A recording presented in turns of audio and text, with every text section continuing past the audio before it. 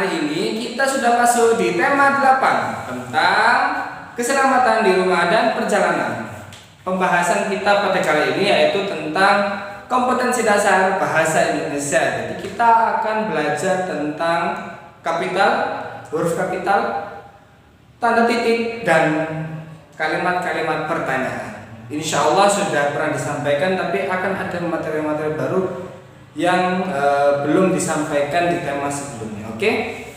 Terlebih dahulu mari kita lihat dan membaca terlebih dahulu di halaman 5. Silakan saya kasih kesempatan untuk membaca. Kalian pause terlebih dahulu ya.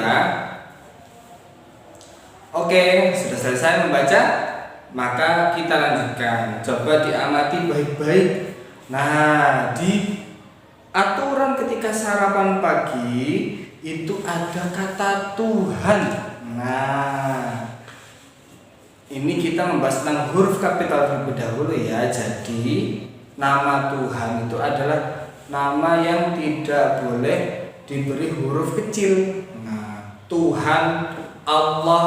Nah, termasuk juga sifat-sifatnya. Nah, di sana kita juga belajar. Nah, ada yang Maha Esa, yang Maha Kuasa, yang Maha Besar, yang Maha Mengetahui, pokoknya yang Maha.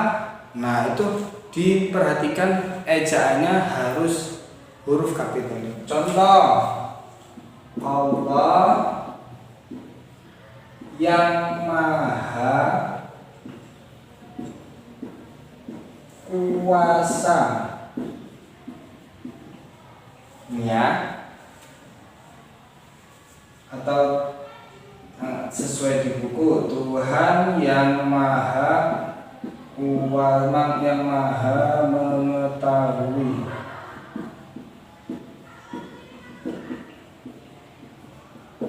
Nah, coba kita lihat perbedaannya dengan misal kita memberi khusus ya, Siti anak yang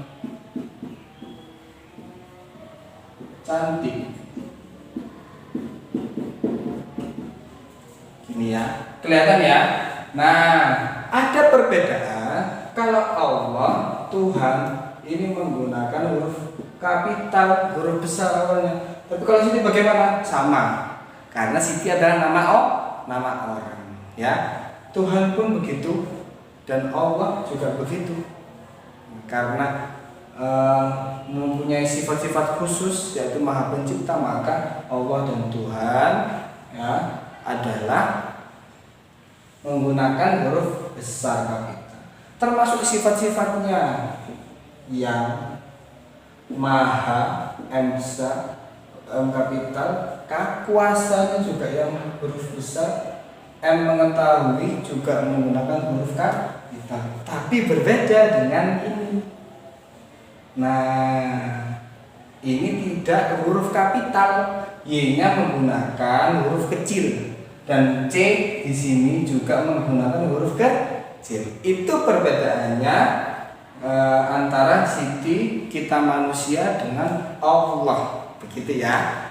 Kalau Allah namanya menggunakan huruf kapital dan sifat-sifatnya diawali juga dengan huruf kapital, berbeda dengan Siti yang memang manusia menggunakan huruf kecil. Sudah paham? Kalau sudah paham, mari kita hapus ya. 1, 2, 3. Oke, nah sudah bersih ya. Nah, selanjutnya coba dibuka halaman 35. Kita akan belajar tentang kalimat tanya. Silakan dibuka dulu halaman 35, dibaca baik-baik. Silakan bisa di-pause. Oke, sudah selesai ya. Nah, setelah kalian membaca baik-baik di halaman 35 ya, di sana ada beberapa kalimat-kalimat tanya. Nah, pasti kalian sudah paham karena sudah kita jelaskan waktu itu ya di tema sebelumnya. Nah, coba kita temukan di sana memang ada beberapa kata tanya yang ditemukan di halaman berikutnya, halaman 36. Ada yang pertama, bagaimana ya Bagaimana? Bagaimana ya cara kita mengeringkannya? Nomor 1 ya. Nomor 2, coba perhatikan halaman 36 ya. Nomor 2 juga apa? Bagaimana kalau kita gunakan alat pel karet untuk mengalirkan airnya? Juga menggunakan bagaimana.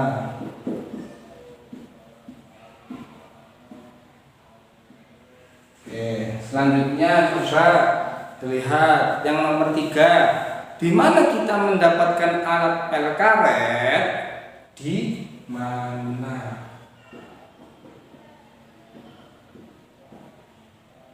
Nomor 4, ada pertanyaan apa? Siapa yang punya? Nah, siapa?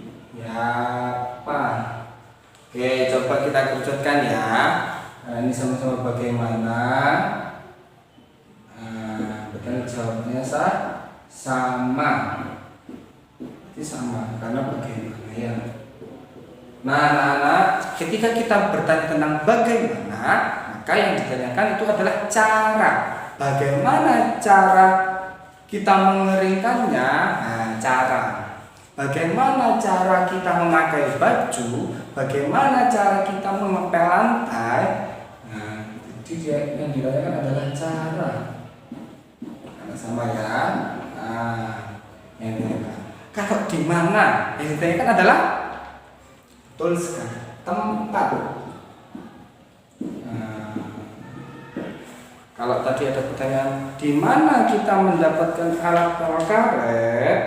Nah, di rumahku mungkin ada, nah, kan yang beda adalah tempat, gitu ya. Nah, terus siapa yang punya? Berarti yang dikatakan adalah orang, karena siapa pasti jawabannya nama orang. Siapa yang punya?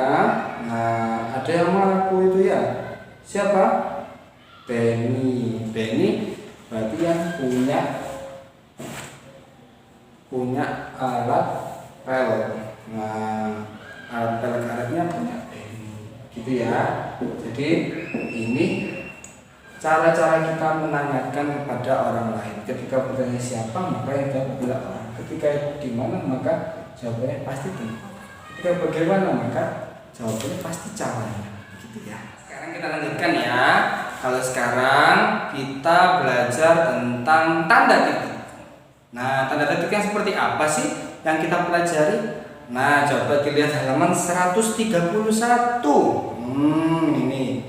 Jadi ada aturan mengendarai sepeda motor. Coba kalian baca baik-baik. Nah, kita baca sama-sama aja ya. Udin dan Ayah menghadiri pesta. Lokasi pesta berjauhan dengan rumah. Rumah Udin berada di Jalan W. John. Sedangkan lokasi pesta berada di Jalan M. Nasir. Oleh karena itu, untuk menuju lokasi pesta harus menggunakan kendaraan. Udin dan Ayah mengendarai sepeda motor menuju lokasi pesta. Mengendarai sepeda motor ada aturannya. Beberapa aturan ketika mengendarai sepeda motor sebagai berikut. 1.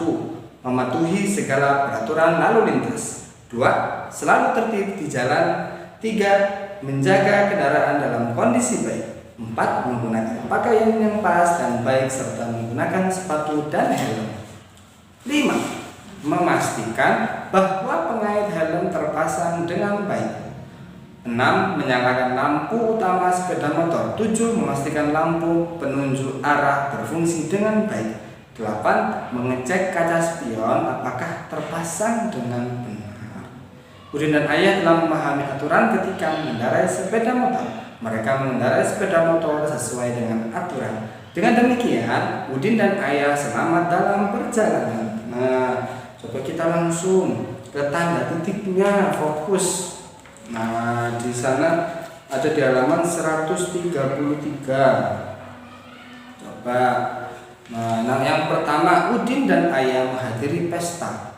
Pasti kalian sudah paham yang itu ya, karena di setiap akhir kalimat itu ada tanda titik. Nah, yang kedua dan ketiga ini barangkali ada yang belum tahu. Nah, yang ketiga, yang 2 dan 3 ini yaitu rumah Udin berada di Jalan Wejon. Coba kita tulis. Rumah Udin berada di Jalan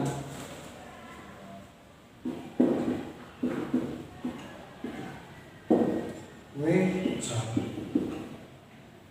Nah, nomor 3 juga coba kita pakai juga yang ya. Sedangkan lokasi pesta berada di Jalan M. Nasir. Di sini ada yang menarik. Ada 2 titik di sini di satu kalimat. Ada W titik dan John titik. Loh, terus ini bagaimana bacanya rumah Udin berada di Jalan W? Terus dia kan John. Apakah seperti itu? Tentu saja tidak. Bagaimana cara membacanya? Sama. Rumah Udin berada di Jalan W. John. Nah, W ini adalah singkatan dari sebuah nama. Begitu pun juga M di sini. Nah, biasanya memang di jalan-jalan ada singkatan-singkatan yang biasanya kita temui. W. John. Terus mungkin seperti apa? Ya sudah, W. John. Kalau kita nggak tahu nama panjangnya kan begitu. M. Nasir, mungkin Muhammad Nasir. Mau contohkan, misal jalan biasanya ada namanya Kiai Haji Yakub. Nah, biasanya banyak di sini yang namanya jalan pakai nama KH. Nah, KH ini biasanya yang kita memahami adalah Kiai Haji. Boleh disingkat? Boleh, KH. Oke, gitu ya. Kayak nama Ustadz Irsyad Ramdan.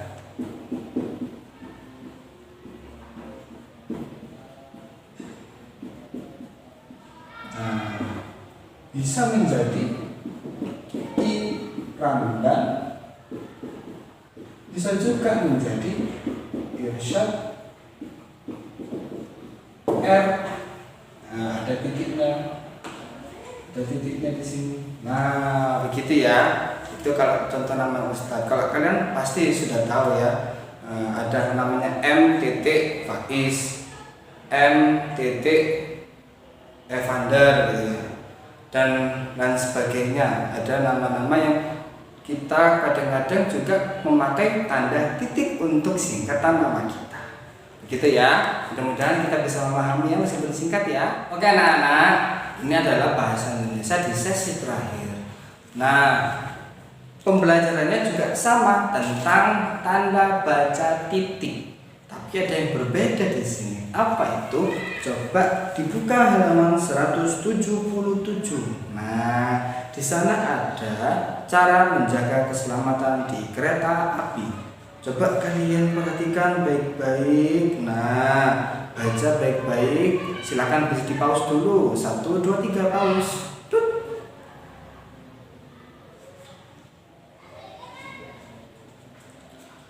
Oke, setelah kalian pause, coba dilihat halaman 178 di baliknya. Nah, ada yang menonjol di sana, jadwal tentang kereta api. Nah, jadwal keberangkatan kereta api yaitu hampir sama semuanya di setiap hari Senin, Selasa, Rabu, Kamis, Jumat, Sabtu, dan Minggu sama-sama pukul 06.00. Nah, kalian kan sudah belajar tentang jam. Nah, pada sesi matematika, coba sekarang kita simbolkan 06.00. Ini adalah pukul 6 pagi. Pukul 6 pagi. Cara membacanya. Nah, di sini ada yang menarik. Nah, ada pemisah tanda baca titik di sini. Untuk apa? Untuk memisahkan ini adalah jam. Kalau ini menitnya. Ya. Nah, supaya bisa dibaca, maka diberi seperti ini. Gitu. Contoh misal kalau mungkin berbeda ya, 06.30 berarti jam 6:30 menit. Nah, jadi ada seperti ini, itu lebih memudahkan. Coba seperti ini, bingung nanti, nggak ada titiknya, bingung cara membaca apa jam. Nah, biasanya ada di HP kalian kan ya, mesti kalau ada ini 2 angka di depan, terus titik, terus ada 2 angka setelahnya. Ini jam dan ini yang menit. Begitupun misal jam 11 siang. Nah, pukul 12:15 juga sama. Ya. Nah, itu contoh-contoh dari kita cara memahami tanda baca titik pada jam. Nah, pada jam ya. Jadi kalau misal 11 jamnya berarti kan 11, di sini 12 gini ya. Nah,